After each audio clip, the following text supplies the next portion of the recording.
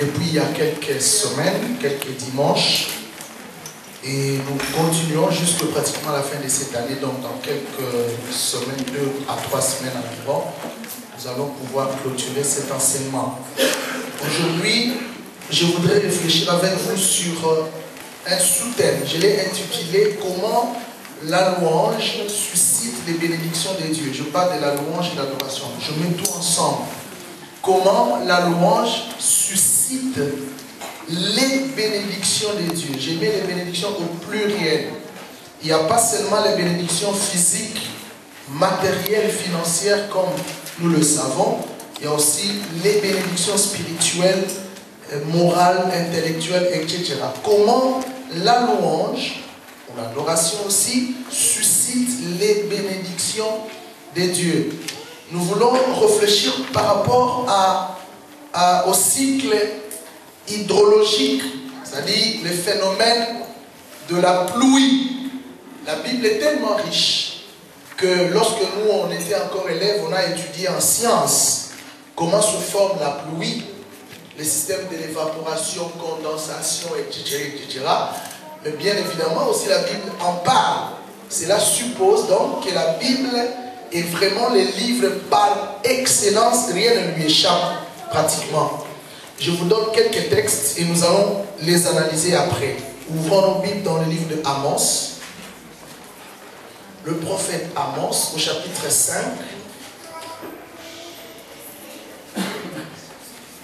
Nous lisons les versets 8.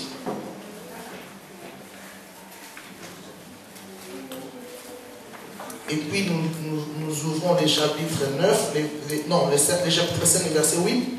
Et puis le chapitre 9, le verset 6. Amos, chapitre 5, verset 8. Puis Amos, chapitre 9, verset 6.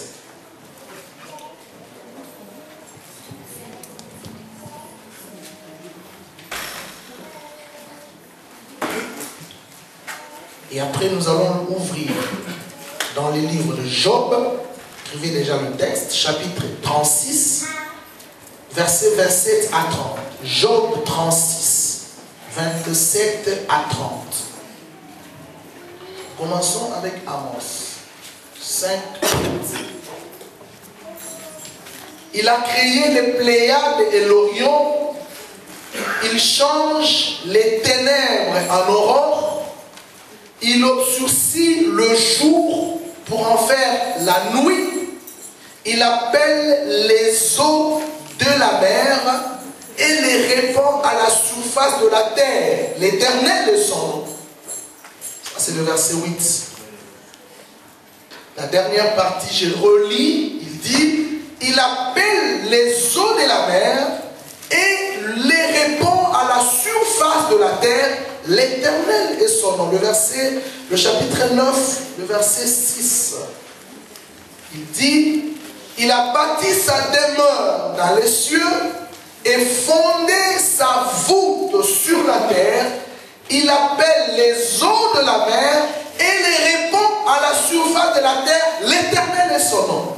Cette dernière partie, cette dernière phrase, proposition du verset, de tous ces deux versets, reprend les mêmes phrases, les mêmes propositions. Ça m'intéresse énormément. Il appelle les eaux de la mer et les répand sur la terre. C'est vraiment le phénomène du cycle hydrologique qui nous permet d'avoir la pluie. À l'école, nous avons appris, pour qu'il y ait de la pluie, il faut qu'il y ait la chaleur du soleil. Il faut qu'il y ait le soleil. Le soleil attire les eaux de la mer sous forme de vapeur qu'on appelle l'évaporation. De ce phénomène de l'évaporation, les eaux de la mer montent dans les airs, forment les nuages, et les nuages se répandent sous forme de la pluie. Ça, c'est l'école. Vous êtes d'accord avec moi? Et donc, quand je lis maintenant dans ma Bible, je vais d'abord vous décrire qui était Amos. En fait, Amos, il est appelé petit prophète. Petit, pas par rapport à l'âge ou au degré du ministère, mais par rapport au nombre, enfin par rapport à la quantité, ou quantité, je veux dire quantité du livre écrit. il a écrit quelques petits bouts de pages, donc il est mineur. Bon, Amos, au fait, il était un agriculteur. Dieu l'a appelé sous le sycomore et a fait de lui un prophète. Cela sous-entend, lorsqu'un tel homme nous décrit le phénomène hydrologique, il connaît ce qu'il dit par la simple raison, il observait les arbres, sa croissance, leur croissance et leur évolution. Donc, Amos nous informe sur quelque chose de très compris par lui-même. Il dit ceci: Dieu, l'Éternel est son nom, il appelle les eaux des mers et les répand sur la terre. Ce phénomène, j'explique d'abord le phénomène pour que j'arrive finalement à faire le parallélisme avec la louange et l'adoration. Ce phénomène est aussi repris dans un autre livre, le texte de Job. Lisons Job. J'ai lu le chapitre 36. Job 36, à partir du verset 27.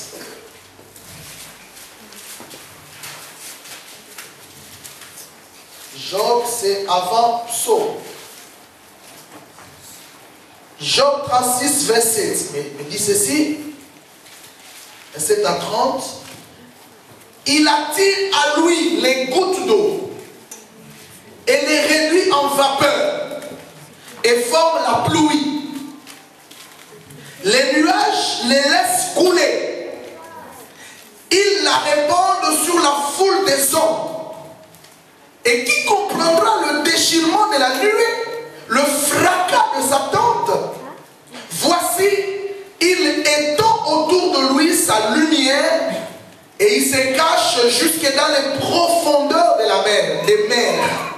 Job reprend le même phénomène scientifique. Job, Dieu attire les gouttes d'eau vers les cieux. Il le réduit en vapeur et forme la pluie. La pluie qui est formée, c'est les débordements des nuages. Quand les nuages se condensent, ils libèrent, ils font couler ou elles font couler de la pluie ou des eaux. Il la répand sur la foule des hommes. Très important. Mais d'où je vais venir quand je vous explique toutes ces choses? Je vous donne un autre texte. Ézéchiel 34, verset 26. Ézéchiel, c'est après Jérémie. Ézéchiel 34, verset 26.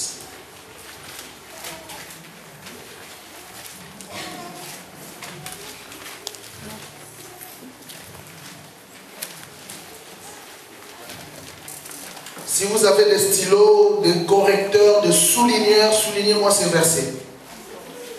Ézéchiel 34, 26 me dit: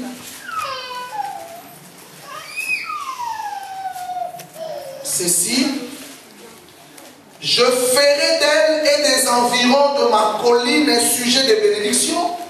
J'enverrai la pluie en son temps, j'enverrai une pluie de bénédiction. Soulignez-moi, une pluie de bénédiction. Le prophète Ézéchiel compare les bénédictions à des pluies. Or, dans les phénomènes hydrologiques, lorsque les nuages laissent couler la pluie se répand sur les fils des hommes, sur la terre. Elle arrose la terre. Elle donne de la sémence au semeur et du pain à celui qui a faim. Dites amen. Et cette pluie, frères et sœurs, c'est la bénédiction. Le pluie de bénédiction, Dieu le laisse couler sur nous. Alors comment ça se passe? Je vous l'explique en bref et après nous allons l'expliquer un peu plus de manière élargie. Le principe du cycle hydrologique est utilisé pour illustrer la réalité spirituelle suivante. Voici cette réalité. Nos louanges, suivez-moi bien, nos louanges et notre adoration montent aux cieux pour former là-bas une pluie de bénédictions qui se répand sur nous, qui se retourne sur nous. Je reprends. Nos louanges et notre adoration montent aux cieux pour former une pluie de bénédictions. Cette pluie nous arrose et nous apporte les bénédictions de Dieu. Cette pluie nous arrose et nous apporte les bénédictions de Dieu. En d'autres termes, celui qui ne loue pas Dieu convenablement ne prépare pas assez de bénédictions qui doivent être répandues sur lui. C'est-à-dire tes louanges et ton adoration, c'est en fait une espèce de grappe, excusez-moi le terme, des grappes que tu dégages qui se transforment et qui se répandent sur toi. Plus tu loues, plus Dieu te bénit. Parce qu'en louant et en adorant, tu répands cette pluie, ces eaux, et là-bas ça se transforme et ça descend sur toi. Voilà comment ces phénomènes s'expliquent ou s'interprètent. La première des choses, il faut que Dieu commence par répandre sa bénédiction. Pour qu'il y ait pluie, la première chose, c'est le soleil qui doit se fixer sur l'océan. La chaleur du soleil doit se répandre sur les mers, sur les eaux. Et quand vous êtes au loin, il fait chaud, il y a le soleil à 90 degrés. Vous êtes au loin, vous observez le phénomène, vous voyez des choses. C'est un peu difficile à voir à l'œil nu, mais en fait les vapeurs se dégagent. Et ce phénomène est aussi expliqué quand vous prenez la marmite, vous mettez de l'eau dans la marmite, vous mettez, enfin, vous cherchez à bouillir de l'eau. La température d'ébullition, vous le savez, c'est 100 degrés Celsius. Lorsque la température d'ébullition atteint l'eau et vous ouvrez la couverture à des vapeurs d'eau, vous ouvrez comme ça, il y a les vapeurs d'eau qui se dégagent. Ces vapeurs, c'est l'eau qui était dans la marmite qui est montée pour atteindre le couvercle. Ce même phénomène, lorsque Dieu répand son soleil, sa chaleur, tu ne dois pas te bloquer, tu dois te libérer, tu dois t'ouvrir, tu dois dégager la louange, tu dois dégager l'expression parce que tu es envahi de la chaleur. Or, vous savez, frères et sœurs, que le Saint-Esprit de Dieu est comparé, est assimilé et symbolisé au feu. Vous êtes d'accord avec moi? C'est-à-dire, lorsque vous êtes rempli du Saint-Esprit, c'est le feu qui brille, qui brûle, c'est le feu qui bouillonne en vous, et ce feu-là, vous ne pouvez pas l'éteindre, come on. Il faut le libérer. Et la manière de libérer le feu du Saint-Esprit, c'est en chantant. Qu'est-ce que Jacques dit? Jacques dit, si quelqu'un est malade, qu'il appelle les anciens, qu'il prie pour lui. Si quelqu'un est triste, qu'il chante. Mais si quelqu'un a la joie, qu'il loue le Seigneur, qu'il célèbre le Seigneur, qu'il libère le louange du Seigneur. Mon ami, lorsque la chaleur de Dieu est en toi, tu dois te mettre à louer. Faites de la louange votre nourriture de chaque jour. La louange qui doit monter vers Dieu et ils ont préparé les bénédictions. Ça te prépare les bénédictions qui seront répandues. Donc, quand c'est pourquoi, vous allez voir la différence. Les gens qui sont timides dans la louange, ce sont des gens froids. Amen. Amen. Remarquez l'Europe et l'Afrique. Nous sommes en majorité des Africains. En Afrique, malgré la famine, les gens ont les visages ouverts. Les visages gais est le symbole du soleil qui brille sur nous. J'ai eu un professeur ici à l'université, c'est une Allemande. Un jour, il entre dans l'auditoire, il faisait très chaud. Il ouvre son vêtement et dit, oh, il fait beau aujourd'hui. Moi, je lui dis, mais madame, chez nous, c'est le soleil du 1er au 31 janvier au 31. Toute l'année, dit, oh là là, mais qu'est-ce que vous êtes venu faire ici? J'ai dit, justement, je suis venu pour étudier. Ah oui, tu as raison. Et elle m'explique, elle continue. Chez nous, le temps est tellement maussade que ce froid, tellement qu'il fait froid, cette froideur fait que nos visages soient rétrécis, on dirait on n'a plus de joie, on n'est plus gai, on est rempli d'amertume, le cœur ne sait plus s'exprimer. J'ai dit effectivement. Pourtant, on a commencé à s'entretenir. J'ai dit pourtant chez nous, tellement qu'il y a le soleil, en dépit de tous les problèmes, précarité économique, financière, etc., les gens vivent et vivent paisiblement. Vous voyez, vous verrez, tout le monde est joyeux, content. C'est l'expression du Saint-Esprit. Lorsque tu es rempli du Saint-Esprit, il y a la joie. Nous avons appris que le fruit de l'Esprit, c'est la joie. Mes amis, lorsque vous êtes débordés de joie, il faut chanter. Amen. Il faut chanter. Et c'est pourquoi les cœurs de l'homme devraient se réchauffer. Il ne faut jamais laisser le froid. Le cœur de l'homme devrait se réchauffer par la chaleur. La réponse à l'égard de Dieu, en réponse aux bénédictions que le Créateur a fait couler sur lui. Dieu commence, le phénomène c'est comme ça. C'est Dieu d'abord qui commence à répandre cette bénédiction sous forme du soleil. Toi tu ne l'as pas demandé. Quand nous avons reçu Jésus, Dieu a répandu le Saint-Esprit. Le Saint-Esprit est en nous, il nous donne la joie, il nous donne le feu. Mais il faut répondre à l'action du Saint-Esprit. Dis Amen. Dis à celui qui est à tes côtés, réponds à l'action du Saint-Esprit. L'action du Saint-Esprit, c'est ce feu-là. Il faut répondre, il faut un retour. S'il n'y a pas de retour, c'est anormal. Il faut qu'il y ait un retour. Le retour de l'action ou à l'action du Saint-Esprit, c'est justement cette expression. Maintenant, les louanges, quand nos cœurs sont réchauffés par le soleil, par le Saint-Esprit, les louanges de l'homme doivent maintenant monter vers Dieu comme les vapeurs qui sont créées par l'action du soleil sur l'océan. Je réponds, quand le cœur est réchauffé, il exprime les louanges. Les louanges montent vers Dieu comme les vapeurs qui se dégagent de l'océan par l'action du soleil. Maintenant, quand ces vapeurs montent sous forme de louanges, ces louanges forment des nuages de bénédiction. Et ces nuages de bénédiction, Dieu les transforme. Comment? Ces nuages, Dieu les transforme en pluie. Et il les répand sur toi.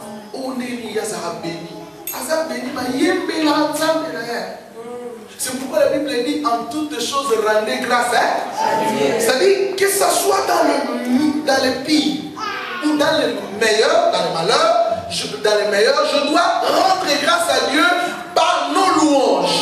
L'expression de la louange remplit les cœurs des bénédictions. Maintenant, Dieu prend ces vapeurs qui sont sous forme de nuages, il ouvre ces nuages et répand la pluie. La pluie qui descend fait quoi? Arrose la terre. Quand la pluie viendra sur toi, elle fera quoi? Elle va t'arroser. Qu'est-ce que signifie l'arrosage? Lorsque une terre est aux enchères, une terre est en attente, une terre est sèche, rentrons un peu dans l'agronomie, on doit non seulement remuer la terre, mais aussi mettre de l'eau. Mettre de l'eau. Pourquoi mettre de l'eau? Pour permettre à la terre de recevoir les graines ou la sémence. Il faut que la terre soit arrosée. La Bible dit, c'est lui qui arrose, c'est là arrosé. C'est-à-dire, nous avons besoin de l'arrosage spirituel par la pluie. Il faut que ta vie soit arrosée. Une vie qui n'est pas arrosée, elle est sèche. Une vie arrosée, elle est fertile. Et je vous apprends que vous êtes un arbre qui est planté près d'un courant d'eau.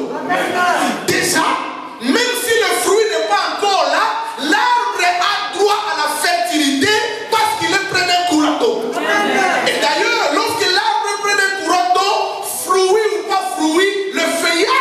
flétrit jamais. Amen. Et le psalmiste dit, le feuillage reste vert.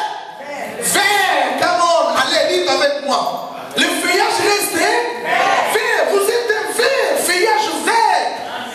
Ne vous inquiétez pas, le fruit c'est question de la saison. Et le fruit arrive en sa saison. Il faut que vous soyez arrosés par Dieu. La condition sine qua non pour que toi et moi nous soyons arrosés par Dieu, commençons par libérer nos louanges. Amen. Et aujourd'hui nous allons louer. Heureusement, il y a un frère qui nous joue au clavier. Où est-il? Il est parti. Il revient. Oh là là. Il faut prier pour nos frères. Souvent, ils n'ont pas besoin d'écouter la parole. Amen. Il faut demander que Dieu nous aide. Vous savez, à un certain moment, si on ne sait pas les avoir, il faut prier que Dieu nous donne le moyen, que nous ayons des gens qu'il faut payer pour qu'ils fassent le travail. Moi, je vous dis, c'est pas mal. Hein? Aux États-Unis, il y a des églises où les gens de la louange viennent travailler. Chez Yongisho, les intercesseurs ont des salaires, vous pouvez imaginer. C'est-à-dire, Maman Janine travaille quelque part. Je pose la question à Maman Janine, combien tu gagnes le mois? Maman Janine dit, pasteur, chaque mois, j'ai 1200. Ok, arrête de travailler, viens, tu vas commencer à travailler dans le champ de Dieu. Quel est ce travail? L'intercession. C'est-à-dire, il a acheté un quartier comme ça, tout un quartier comme Molenbeek, et il a placé des montagnes, on appelle ça la montagne sainte. Et là, il a mis des grottes. Donc, Maman Janine, quand tu arrives à la porte, tu signes. Comme quand tu vas travailler, tu rentres. Là-dedans, tu trouves déjà des intentions de prière. Tu es dans la grotte. Tu fais la prière jusqu'à 9h à l'heure du boulot, jusqu'à midi, et on te contrôle, ne dors pas. À midi, tu finis, tu vas au resto. Tu manges un peu aux frais de l'église. L'après-midi, tu retournes jusqu'à 17h à la fin du mois, 1200 balles. Imaginez maintenant une telle église. Amen. Ne sera-t-elle pas glorieuse? Amen. Mais s'ils payent les intercesseurs, payons aussi ceux qui chantent. Comment tu le sont au bibo, tu vas nous faire 50 euros. La fin du mois. Fin du mois, musique, au lieu de après. Tout ça, ici, la fin du mois, c'est aussi 4 mois, c'est ça, mois 200. Donc c'est bon, il y a tout le monde qui fait du mois, tu n'y a pas. Non, moi, là, là, moi, bazar, on entend la pompe, on a au 4 ans, ouais, papa. Moi, nano aya onyemba l'église na biso na occasion la pour appeler ça communiquer bande mimi c'est des mimi mukuna tuneka limwana abuta Kinshasa na les salons Kinshasa donc na joué à poto avec papa na pena na tusana ya poto ya kana za kuna sunga penza mwana wana za kwa musicien eba na Bruxelles mukuna kutana na papa kuna église na ngapi pana pena na bachana mwande ma fête ami yusuli na mankenzi ka non, pas de si vous non, pasteur, ma foutre à la caille. Il y a aussi d'autres problèmes. Dans la on sacrifier, il y a d'autres foutre à yo. Pour vous mettre la mission, il y a des frères qui sont là, qui sont là, chaque fois, entre nous, il y a un bam.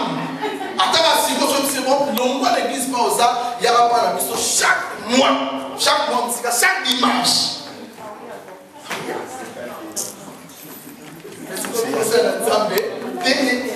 Bon, on verra, mais je pense qu'on doit arriver à ce niveau. S'il n'y a pas de gens qui ont compris ça, alors nous sommes des bambous. Le problème c'est eux parce qu'ils reçoivent déjà leur salaire. Je retourne dans mon enseignement. Amen. Amen. Il faut louer parce que nous, nos louanges qui montent, c'est bon. On peut retourner. Hein? Amen. Ouais, retournons. Donc, cette pluie de bénédiction qui vient arrose la terre. Non seulement, suivez-moi bien, non seulement cette pluie de bénédiction vient pour arroser la terre, mais elle permet aussi d'offrir la semence au semeur et du pain à celui qui a besoin, qui veut manger. Donc, la pluie, quand elle vient, elle apporte énormément de choses. Dieu veut nous bénir, mais pour nous bénir, il veut que nous puissions le louer. Je vous ai dit le dimanche passé, David est l'homme selon le cœur de Dieu. Ce n'est pas par rapport, oui, il y a beaucoup d'interprétations, entre autres, parce que David savait s'humilier. Oui, si vous lisez les psaumes, c'est le psaume d'humilité. David était une personne humble.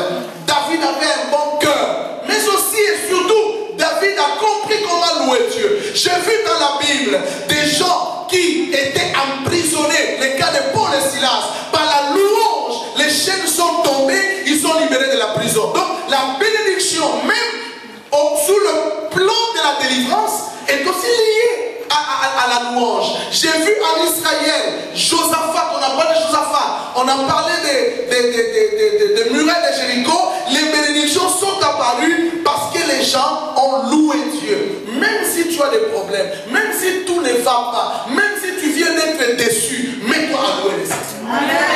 Mets-toi à louer le Seigneur. Qui sait si ces louanges seront transformées en bénédictions qui vont changer la situation, qui vont changer la donne. Tu cherches quelque chose, je te donne un secret. Assez au nom de Jésus, na bengani na telemeni, changer stratégie maintenant comme ça. Amen.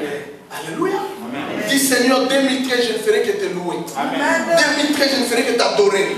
Et je sais que ce que j'ai fait aujourd'hui, on vient de m'apprendre. Ce que j'ai fait, je forme mes bénédictions. Dis, je forme mes bénédictions. Donc, la quantité de louanges que tu libères journalièrement est proportionnelle au degré de bénédiction que tu reçois.